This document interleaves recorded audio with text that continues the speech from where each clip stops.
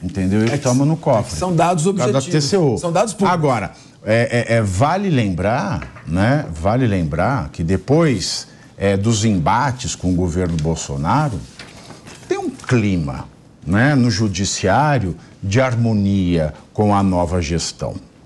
Segundo a Folha de São Paulo, né? E eu quero aqui me atentar para o caso porque nós estamos falando do ministro do Desenvolvimento. Sim. Tá? Que fez esse press release com desinformativo. Teve uma má-fé, no mínimo, ali. Né? Teve uma má-fé. Né? Enfim, ele tinha sido condenado. Já pode passar o TP para esse ponto da pauta, porque eu só quero falar desse ponto da pauta. Vocês não precisam ver o ministro do Desenvolvimento, que fez esse pré-release, foi beneficiado pelo ministro Luiz Roberto Barroso, por exemplo. O Barroso, ele mudou o entendimento em relação ao ministro Valdez Góes, que recorreu de uma condenação do STJ por peculato. Inicialmente, Barroso votou contra o pedido de anulação do caso, mas, depois da eleição de Lula, recuou e votou para beneficiar o ministro petista, que, né, fez este pré-release de desinformação. O que mudou? O que mudou? O amor? Foram tocados pelo amor? O que pode ter mudado? Alguém tem algum palpite? Olha, é difícil você... Eu não conheço o acordo Quero só anterior. Palpites. Eu não li o voto anterior. Não li o voto anterior. E não li o novo voto. Para eu fazer uma avaliação técnica... então deixa, porque tá do Somebody Love já, deixa eu terminar. Não, mas você quer que eu vou... Já tá do Somebody Love. Não, é isso. Deixa eu terminar a minha análise. Não, você não tem conclusão. Se não tem conclusão, nós paremos aqui. Claro que tem uma conclusão. Primeiro, a gente não tem o acórdão da ida e da volta. Agora, aí vem a conclusão. Acórdão ou acordão, hein? Hein? É um acento que faz a diferença. Tira o acento. Então, veja bem, o que me preocupa é que agora esta mudança de voto pode dar indício a uma análise especulativa, principalmente em razão do que o ministro Barroso afirmou num encontro do colégio de todos os presidentes e tribunais de justiça. Não estou nem falando do Congresso da Uni. Um encontro de todos os presidentes e tribunais de justiça, um evento puramente jurídico, realizado em Porto Alegre no dia 5 de julho, fonte Jornal do Comércio, que o ministro teria dito: o Supremo Tribunal Federal, pelo menos na avaliação dele, a concepção que ele tem do órgão máximo de cúpula do Poder Judiciário, evoluiu de um órgão judiciário especializado para um órgão político. Pois é, agora são 14 horas e 30 minutos. O que você estava me dizendo aqui é que o Barroso falou assim: o Supremo, que é o órgão de cúpula do Judiciário, não é mais judiciário. Sim, na visão dele, não é um órgão jurídico, não é um órgão do Judiciário, é um órgão político. E aí ele vai... política. Aí ele vai numa reunião do centro acadêmico, da Uni, reunião de estudantes, o ministro Supremo vai sem o paletó e gravata, que implica na liturgia, que é importante, a estética do judiciário é importante, e diz: nós derrotamos eles.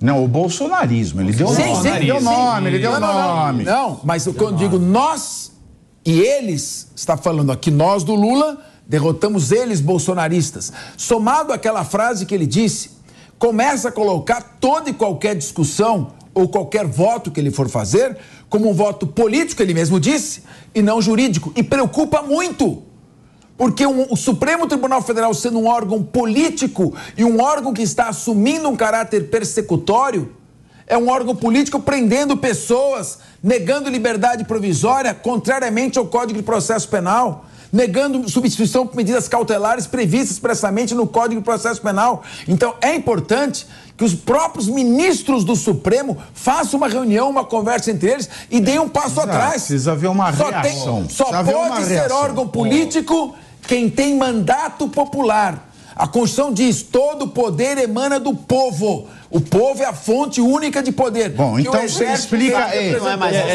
Em suma, você explica que foi uma mudança dele. Antes ele tinha um voto jurídico e a mudança foi. Que é uma mudança que vai suscitar. É uma mudança que vai suscitar esse comentário que é feito e que não é uma fake news.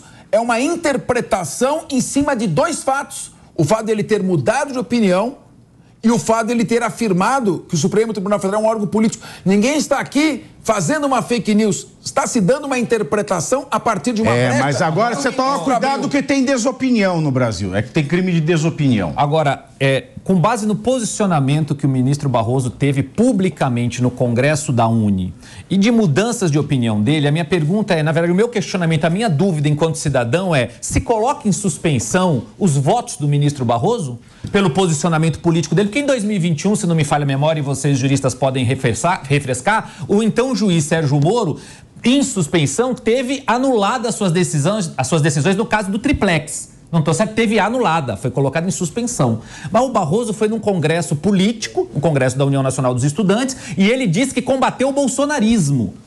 E muda voto, e venceu. Não é só combateu isso. Vini vide 20. Exato. Então será que não coloca em suspensão também os votos do ministro Barroso? Ainda mais agora. Ótima observação. Pois é. Agora, e o duro é o seguinte, assim, eu adoraria ouvir essas argumentações tanto do Capês quanto do Márcio, e falar assim, poxa, isso é novidade.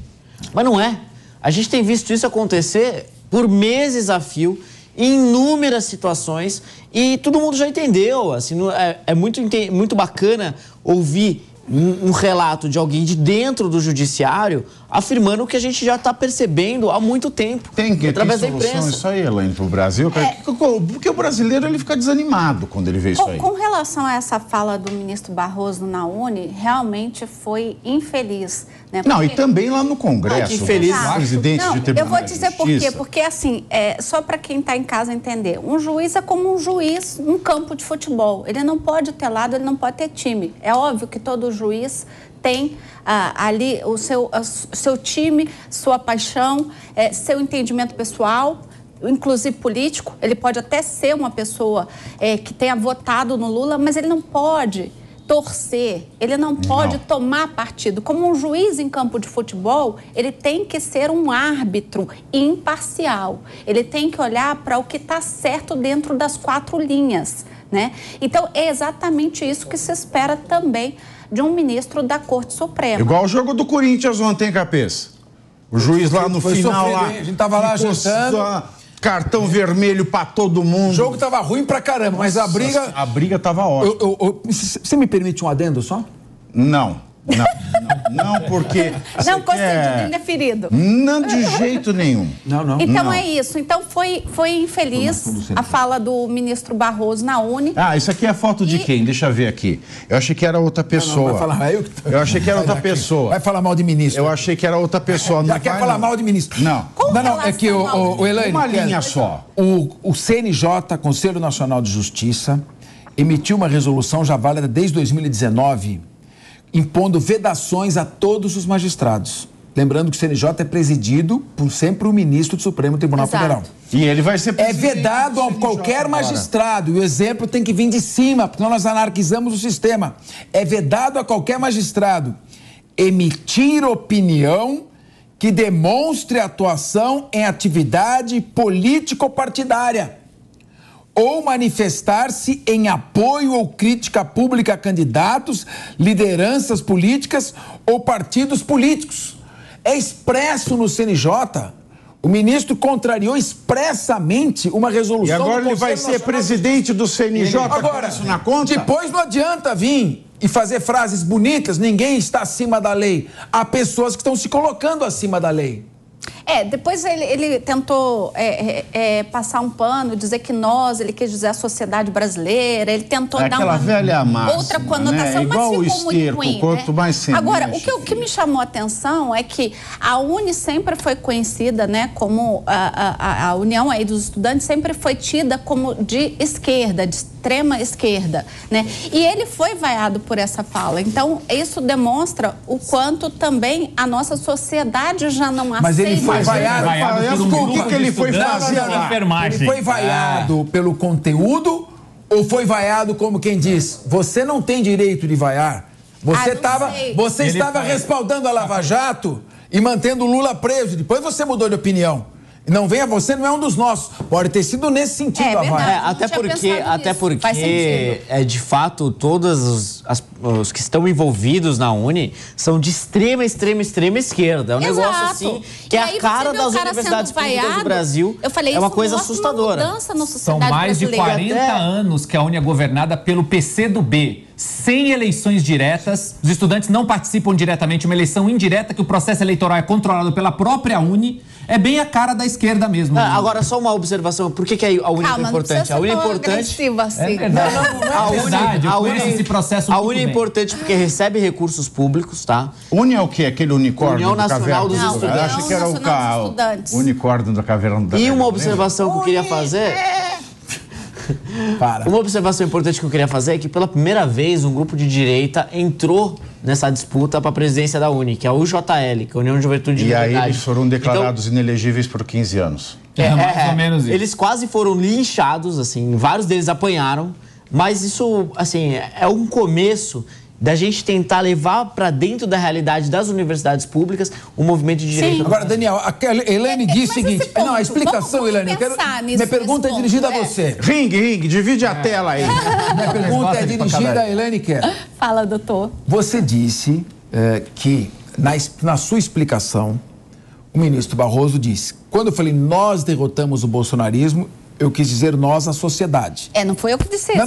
Não você. Você expôs aqui essa informação, eu não tinha visto. E você trouxe a informação de que o ministro, ao se explicar, disse nós derrotamos o bolsonarismo, quer dizer, nós da sociedade. Agora, aí você considerando da sociedade, 70% da população. Considerando que o Lula teve 51% dos votos e o Bolsonaro teve 49% dos votos, ele está se referindo à sociedade que votou no Lula. Então, nós da sociedade que votamos no Lula, derrotamos a sociedade que votou no Bolsonaro. Nesse sentido, a explicação em nada ameniza a situação. Exato. Não, eu concordo. Eu já disse aqui, eu acho infeliz. Eu acho que a colocação dele foi infeliz. Não, é ilegal. É ilegal. Foi o que eu digo mais. Eu não passei pano, não. Ele não é infeliz, é ilegal. Eu não passei pano. Inclusive, eu disse o seguinte, que assim como um árbitro numa partida de futebol, ele tem sim, que por mais que ele tenha paixão pelo time, você pode ter o seu time jogando, mas o árbitro tem que ser imparcial. Se eu sou ministro do Supremo Pode ser o time Federal, teu, mas... Se eu sou ministro do Supremo, eu me sinto atingido, como ministro do Supremo, atingido por essa fala. Agora, exato. E o problema é o seguinte... ele ter sido vaiado e eu entendi que os estudantes já não estão mais aceitando. Um pequeno grupo, Elaine, foi um pequeno grupo de estudantes de enfermagem. Não dá pra usar isso como parâmetro, porque o pessoal da Uni é tudo maluco. E agora, só pra dar um ponto que eu gostaria de falar, é o seguinte, não importa se ele falou se a gente... só de ele mostrar uma negação, uma maneira ostensiva de se comunicar com o que é representado pelo bolsonarismo e por Bolsonaro, já é o suficiente para ele para se caracterizar um posicionamento. Agora, eu vou contar uma coisa aqui. Se é alguém... Pô, se é não. Aconteceu 8 de janeiro. Quem foi filmado falando assim, nós planejamos vir aqui. Esse nós está sendo investigado à lupa. Se chegaram no chão da investigação, eles estão cavucando para ver se acha o nós arqueológico. Agora, esse nós não vai ser investigado, não vai rolar uma busca e apreensão, uma quebra de sigilo. Eu quero aproveitar esse gancho para dirigir. Elaine Kerr, você que é uma das maiores especialistas em LGPD. É verdade. E traja um elegante terno azul, mas tem alma vermelha. Responda para mim. É uma pergunta. O que o ministro do Supremo Tribunal Federal vai fazer num congresso da Uni e dirigir aos estudantes da Uni? Qual é a missão ligada à função de guardião maior da Constituição? Aplauso, então, o que ele foi fazer num evento desse? Não, eu acho que ir ao evento é salutar, é democrático, é importante participar da sociedade, é importante levar informação aos estudantes. Eu acho que Ministro do Supremo. Você acha que ele pode e deve ir? Eu já assisti várias... O ministro Supremo, para me tirar só da palestra Faculdade de Direito. E mais, hein? Ministro Supremo tem que ter inércia jurisdicional. Não, mas ele tem que se preservar. No momento que ele começa a falar fora dos autos... Falar fora dos autos. Ele não está falando de nenhum processo falar fora dele. Mas vai cair, não vai recorrer o negócio do Bolsonaro? Você pode, sim, você pode não falar nos... Eles podem dar até a aula. Ele falou nos autos do processo dele. Porque no momento em que ele fala contra toda uma comunidade bolsonarista, ele está falando sobre futuros processos que vão envolver essas pessoas e que vão estar na mesa dele para julgar. O juiz tem que falar nos autos. Eu concordo, mas o fato dele ir até lá e dar-lhe alguma palestra, enfim, levar uma palavra aos... Mas qual era o tema da palestra? Queixo-me aos autos. Não foi uma palestra. Ele fez uma fala política ao lado do Flávio Dino. Foi tudo errado. Foi tudo errado. Foi ilegal, indecente. Queixo-me aos autos, mas que bobagem. Está olhando o índice de audiência, já está cortando. É óbvio. E aí eu tento mudar, você começa a falar. Vambora, toca o pau.